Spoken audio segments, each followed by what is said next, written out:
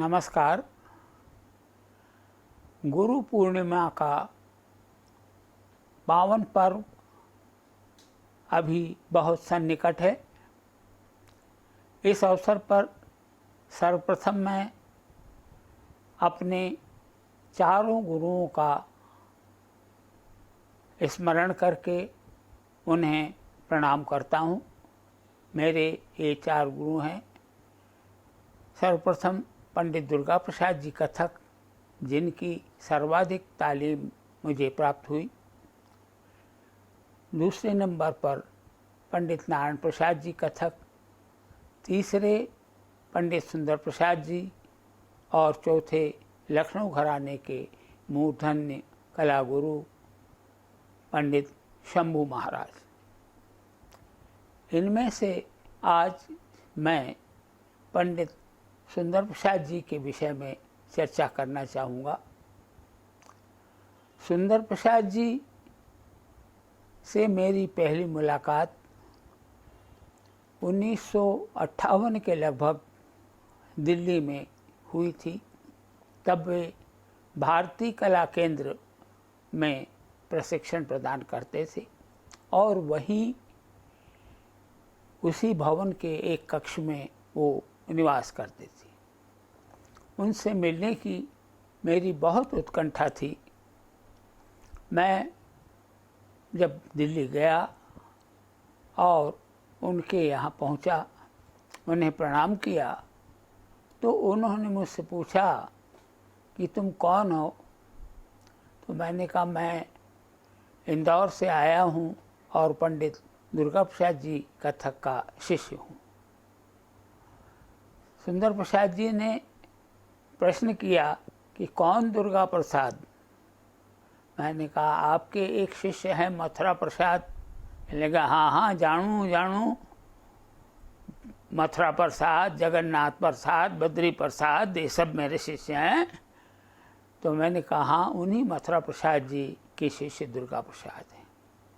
तब एक क्षण उन्होंने सोचा और कहने लगे मेरा मथुरा का दुर्गा और दुर्गा का तू मेरा पड़पोता हुआ रे। मैंने कहा हाँ साहब, इस परंपरा से तो मैं पड़पोता हूँ। तब वो कहने लगे कि तो फिर तू मेरे घराने की कोई चीज़ सुना। मैंने कहा साहब मैं तो विद्यार्थी हूँ, आपसे सीखने आया हूँ, मैं क्या सुनाऊँ। कहने लगे सिखाऊंगा तेरे को, पर पहले तूने मेरे घराने का नाम लिया तो मेरी कोई चीज़ सुना, ताकि पहचान हो कि मेरे घराने की शिष्य तुम हो। अब मैं पशुपेश में पड़ गया। उनके विराट व्यक्तित्व के आगे कुछ सुनाने की हिम्मत मुझ में नहीं थी, लेकिन वो पीछे पड़ गए कि नहीं पहले तू सुना। बहुत सोच करके और कोई छोटी सी चीज़ सुनाकर पिंड छुड़ाऊँ, ऐसा सोचते हुए मुझे एक चीज़ याद आ गई और मैंने उनको निवेदन किया। धादान धाकड़ तक दिगद नगरनाण धाकड़ तक धुमकड़ तक दिग्गी नगे टेता धा दिग्गी नगे टेता धा दिग्गी नगे टेता धा दादा दिन। तो कहने लगे ए तू जाने। मैंने कहा हाँ साहब, गुरु जी ने बताई है। एक क्या है, ये क्या है। मैंने कहा सब दुपल्ली है। धाधाण धागड़ तक तेसर जाति में जा रहा है, दीगी न गेटे चतुस्र में दुपल्ली है। लगा नहरे न ए दुपल्ली करके तेरे को सिखा दी, ए तो लय सागर है। मैंने कहा साहब लय सागर कैसे, साफ दो लय दिख रही है और आप कह रहे हैं लय सागर। कहने लगे सुनेगा, सुन। और उन्होंने इसी बंदिश को धा धाण धागड़ तक दिगद दिगन नगरनाड़ को सुनाना जो शुरू किया, तो हर सम के बाद लय बदलती जा रही थी और बहुत देर तक वो उस रचना को इसी तरह सुनाते रहे। हर सम पर लय बदलती जा रही। मैं ताली दे रहा था, मन में घबराहट भी थी कि कहीं ताली की जगह खाली, खाली की जगह ताली पड़ गई और उनके हाथ का एक झापट पड़ गया तो हमारा तो यहीं दी एंड है। क्योंकि वो बहुत ऊंचे पूरे व्यक्तित्व के धनी थे। मैंने अंतोगत तो घबरा करके उनके चरण पकड़े और कहा, गुरुजी आपने फिर गलत बोला, ये सागर नहीं, ये तो महासागर है, अब इससे आगे चले तो मैं डूब जाऊंगा। तब उन्होंने एक लंबी सांस ली और मुस्करा करके और कहा कि तू आया है तो अठे ही रह, खा पी और रियाज कर। यानी ये गुरु की महानता थी। वो शिष्य से अपेक्षा नहीं करते थे, शिष्यों को अपने यहाँ पालते थे, उनको खाना पीना विद्या सब कुछ वो निःशुल्क प्रदान करते थे। उस समय के गुरुओं की ये परंपरा रही है। गुरु सुंदर प्रसाद जी का नृत्य के क्षेत्र में अवदान बहुत विस्तृत है।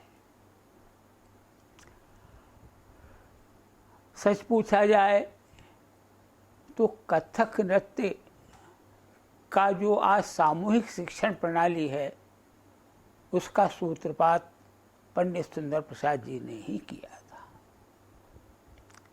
सन 1936 में मुंबई में गामदेवी इलाके में पंडित सुंदर प्रसाद जी ने सर्वप्रथम Maharaj Bindadin school of Kathak dance की शुरुआत की थी।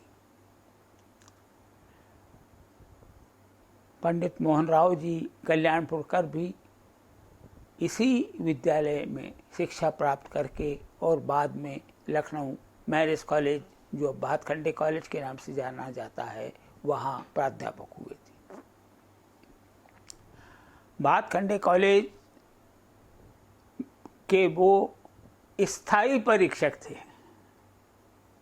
प्रतिवर्ष वो ही परीक्षा के लिए आते थे और उस समय परीक्षा कई कई दिनों तक चलती थी। ऐसा नहीं है कि आधा घंटा 1 घंटे के अंदर परीक्षा संपन्न हो गई, जाओ, 1 दिन में 2 दिन में सारी परीक्षा निपटा दी गई। प्रत्येक विद्यार्थी से पूरा पाठ्यक्रम सुना जाता था और फिर उन्हें सुझाव दिया जाता था। मोहन राव जी की आरंभिक तालीम तो मुंबई में हो गई थी, लेकिन पाठ्यक्रम को कैसे संवर्धित किया जाए, उसके सुझाव सुंदर प्रसाद जी द्वारा समय समय पर दिए जाते थे।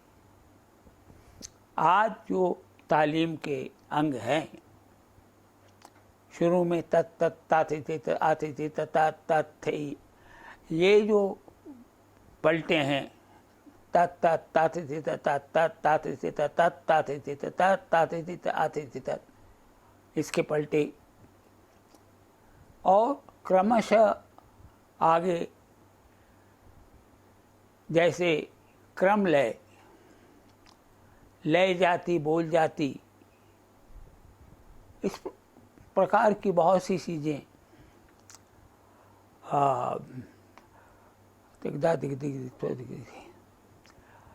वे उन्होंने क्रमशः पाठ्यक्रम में निर्धारित की, मोहन राव जी को सिखाया।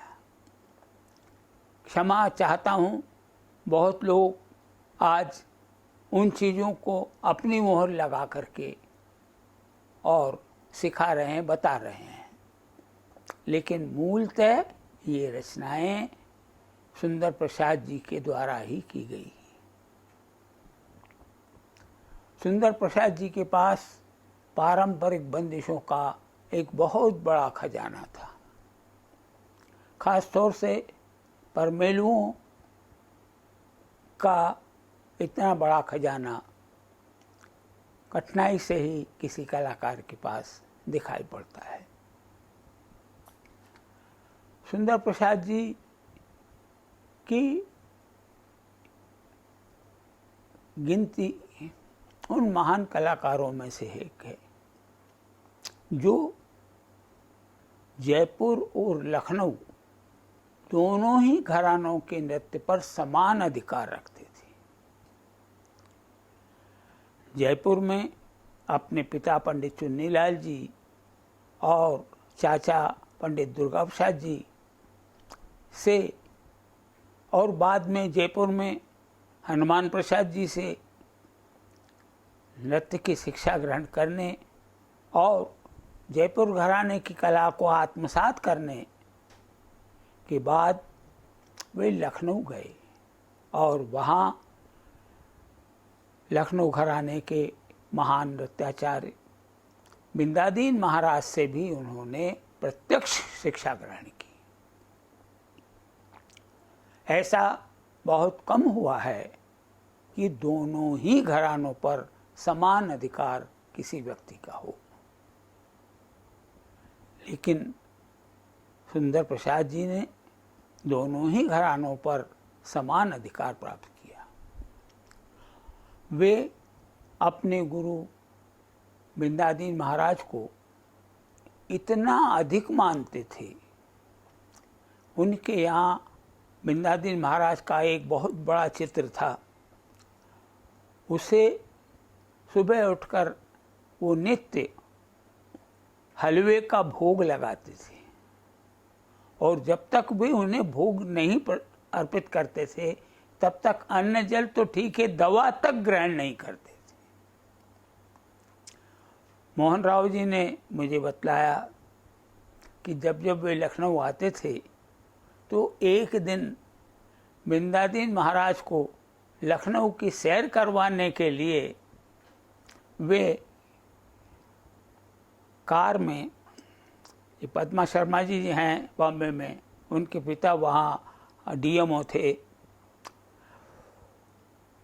चीफ मेडिकल ऑफिसर थे, उनकी कार थी। उस कार के पिछले भाग में बिंदादीन महाराज की तस्वीर को रखा जाता था और आगे वो बैठते थे और पूरे लखनऊ शहर का चक्कर उस तस्वीर को लखनऊ घुमाने के लिए ले जाया जाता था। ऐसी उनकी गुरु भक्ति थी। उनके लिए जितनी बातें की जाएं कम हैं। उन्होंने असंख्य शिष्यों को प्रशिक्षण प्रदान किया, शिक्षा की तालीम दी।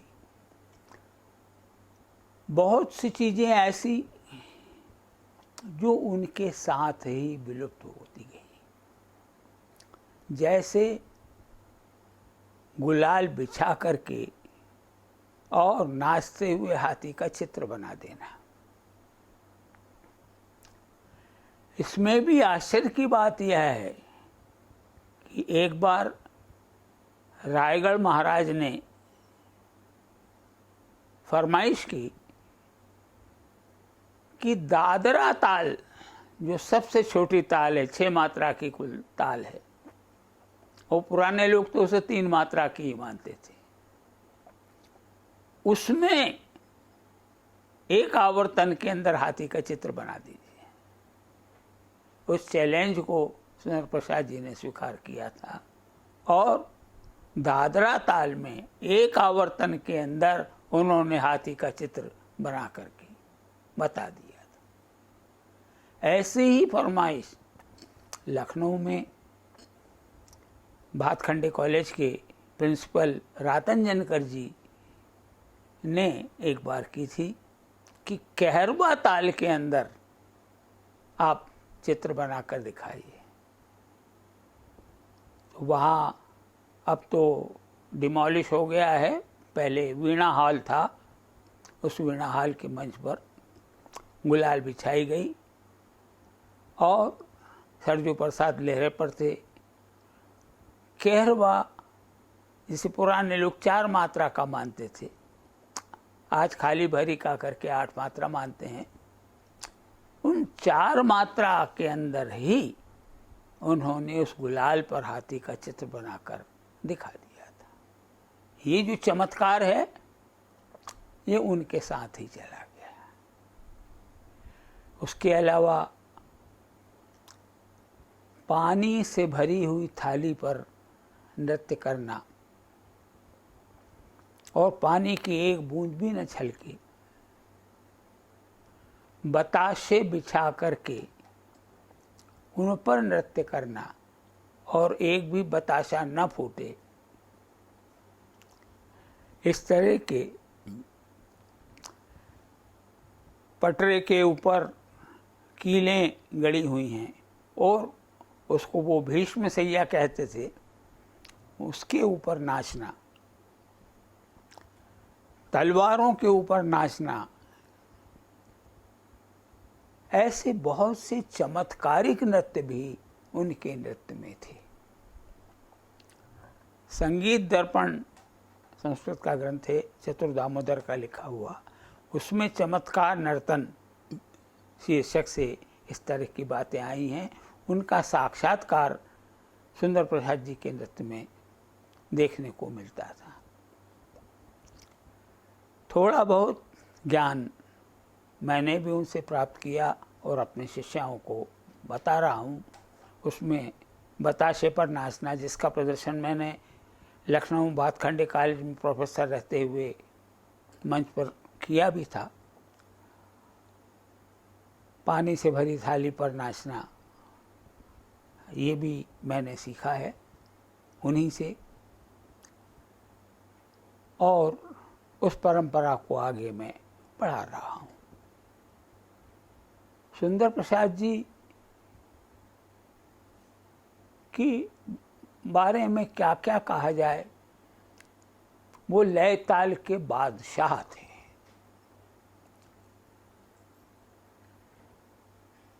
पाव गुण लय से शुरू करके 64 गुण तक जाना।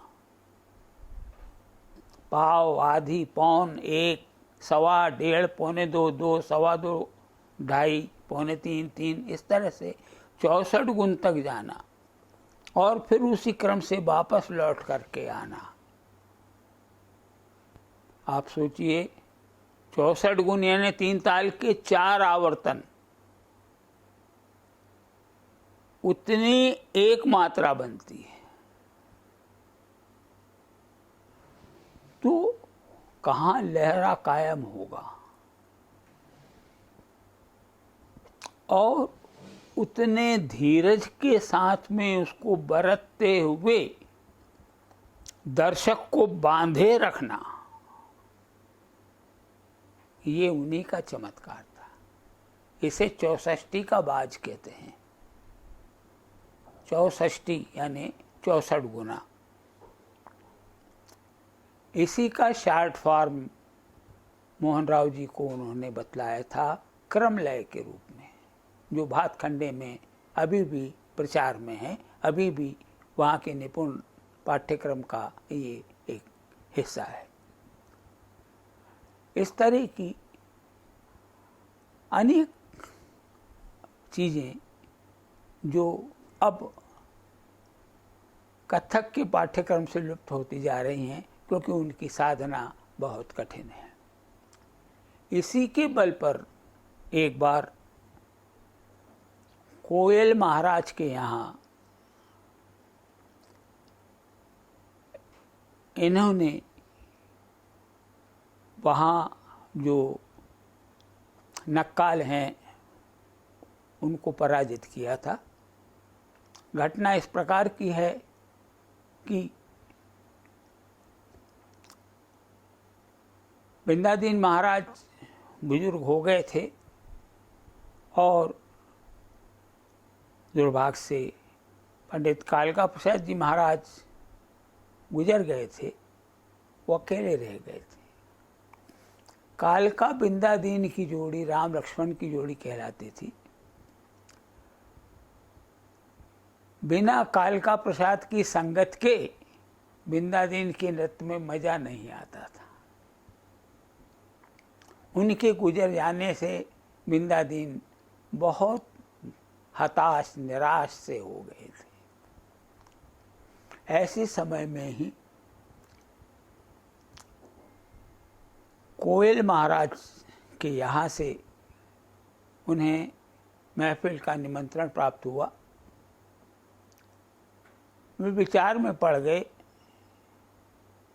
उन्हें नाचने का मन नहीं था, लेकिन पुरानी यजमानी होने के कारण इनकार भी नहीं कर सकते थे। थोड़ा सा विचार करके उन दिनों जयलाल जी और सुंदर प्रसाद जी वहाँ तालीम ग्रहण कर रहे थे, तो इन्होंने उनकी तरफ मुँह करके पूछा कि तुम जाओगे? तो उन्होंने हाथ जोड़ के कहा महाराज आपका आदेश हो तो जरूर जाएंगे। तब उन्होंने निमंत्रण स्वीकार कर लिया और इन दोनों भाइयों को वहाँ महफिल के लिए भेज दिया गया। उस समय ये दोनों राजस्थानी भाई अपनी विद्यार्थी अवस्था में थे, इसलिए वो पुराने अच्छे कपड़े उनके पास नहीं थे। घुटने तक की ऊंची ऊंची धोती, उसके ऊपर एक चौबंदी, साधारण वस्त्र। उन्हें देखते ही वहाँ के जो नक्काल लोग हैं वो हंसी उड़ाने लगे कि अरे हमने तो सोचा था कि महाराज जी आएंगे और नहीं तो अच्छन भैया आएंगे, उनसे दो दो बात होगी, दो दो हाथ होंगे, लेकिन ये देहातियों को भेज दिया, अब इनसे क्या बात करी। इन्होंने विनम्रता से कहा कि भाई वो तो हमारे गुरुजन हैं, हम उनका मुकाबला तो नहीं कर सकते, लेकिन तुम्हारी इच्छा जरूर पूरी करेंगे, वरना ये घुघरू यहीं छोड़ करके चले जाएंगे। और फिर उन्होंने कहा कि भाई पहले आप दिखाइए फिर हम आए। तो नक्कालों ने उठ के उनकी जो आरंभिक तालीम थी तत् आती थी तत् वगैरह दो चार टुकड़े करके इन्होंने रोक के कहा कि ऐसे नहीं, इस टुकड़े को दर्जा बदर्जा जाइए। तो उन्होंने कहा ठीक है। उन्होंने तत् आते तत् को ठा दुगुन चौगुन में पढ़ करके नाच दिया। इन्होंने कहा कि नहीं नहीं, तुम तो सीढ़ी उलांघते हुए जा रहे हो। यानी क्यों? ठा के बाद जो है दुगुन आता है, दुगुन से चौगुन आता है। क्या नहीं, एक के बाद सवा आता है, फिर डेढ़ आता है, फिर पौने दो आता है, तब दो आता है। आपने ये सीढ़ियाँ उलांघ दी हैं, इस तरह करके दिखाइए। उनके लिए बहुत मुश्किल था। कहने लगा अच्छा आप करके दिखाइए। तो उस दिन दरबार में उन्होंने जितना नाचा उसी अंदाज से वो ऊपर गए। उनकी बहुत प्रशंसा हुई, बहुत इनाम इकरामात मिले। वो सब लाकर उन्होंने गुरु चरणों में अर्पित कर दिए। तो ये उनका लयकारी का कौशल था।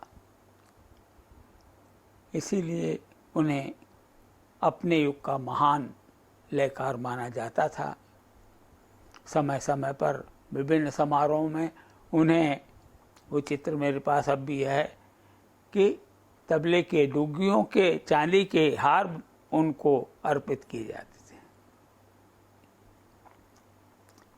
तबले के जो डुग्गी है, बायां है, उसका चांदी का हार बना करके और पंडित सुंदर प्रसाद जी को अर्पित किया जाता था।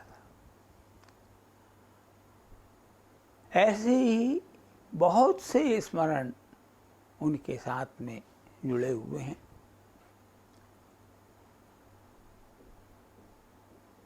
आज आवश्यकता इस बात की है कि पंडित सुंदर प्रसाद जी,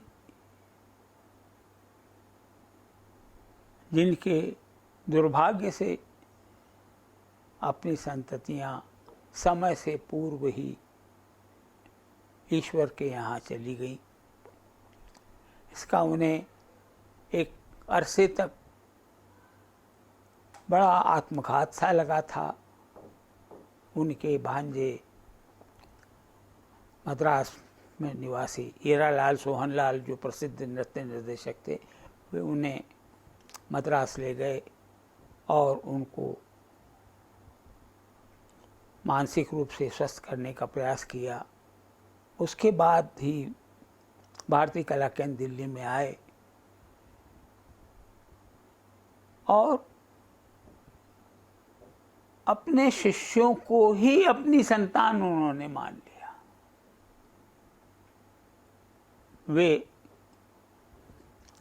जैसे चतुरलाल जी तबला वादक, आखिरी खेप में पंडित देवीलाल और दुर्गालाल थे, जिन्हें उन्होंने अपनी संतान की तरह अपने घर में रखा, खिलाया पिलाया सिखाया। ऐसा ही उन्होंने मेरे को भी ऑफर किया था। यद्यपि मैं नियमित रूप से वहाँ नहीं जा सकता था, समय समय पर ही जाता था, लेकिन मुझे उन्होंने कहा। तो ऐसे अपने विद्यार्थियों को, अपने शिष्यों को ही वो अपनी संतान समझते थे और उन्हें तालीम देते थे, घर में रखते थे, खिलाते पिलाते और तालीम देते थे। ये उनकी मान्यता थी।